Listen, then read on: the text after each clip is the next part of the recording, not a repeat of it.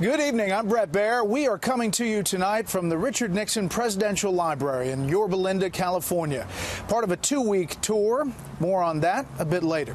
First up, what could be a major step backward in the effort to eliminate the threat of North Korea's nuclear weapons program.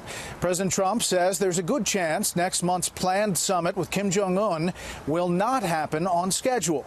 The president indicating today the meeting will either be on his terms or it won't happen at all.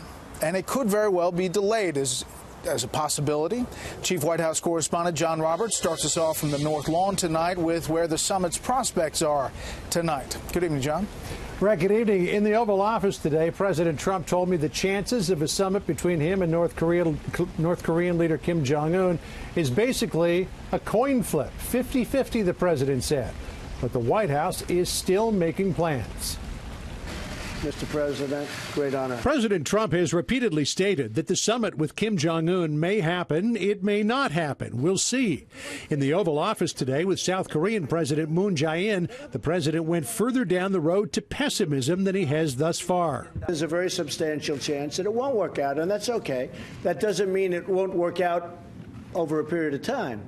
But it may not work out for June 12th. The president's remarks flew in the face of the South Korean National Security Advisor, who said just hours earlier there was a 99% chance the meeting will happen. Later this afternoon, Secretary of State Mike Pompeo said the State Department is still working toward the June 12th date and that the U.S. is in deep discussions with North Korea over substance. We're working to make sure that there's a common understanding about the contents of what will be discussed. But I'm optimistic. But again, this could be something that comes right to the end and it doesn't happen. Today, North Korea invited journalists to its nuclear test site, which North Korea says is being decommissioned. But it's unclear whether the site was even usable after the last nuclear test reportedly collapsed tunnels. President Trump repeated today that Kim will receive protections in exchange for dismantling his nuclear program. We will guarantee his safety. And we've talked about that from the beginning. He will be safe. He will be happy. But President Trump expressed frustration that North Korea's recent squishiness about a summit seemed to coincide with a second meeting Kim had with Chinese President Xi Jinping on May 8th. The second meeting, I think there was a little change in attitude from Kim Jong Un. So I don't like that.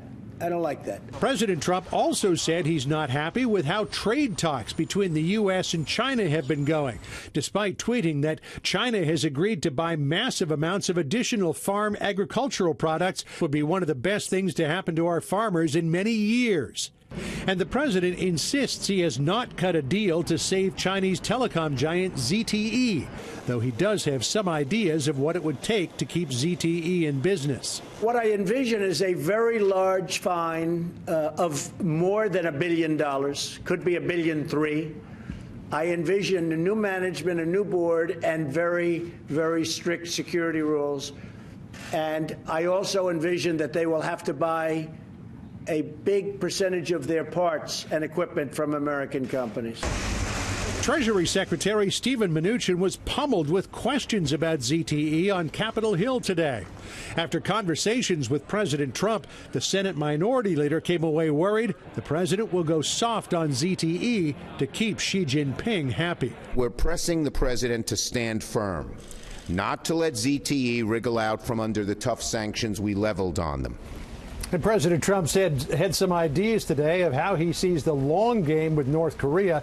In the short term, the president envisions two Koreas, prosperous and living in peaceful coexistence. He did say he would ultimately like to see a reunified Korean peninsula, but only if the two countries wanted that to happen. No imposition of such an idea from the United States. Brett? More on this with the panel. John Roberts live on the North Lawn. John, thanks.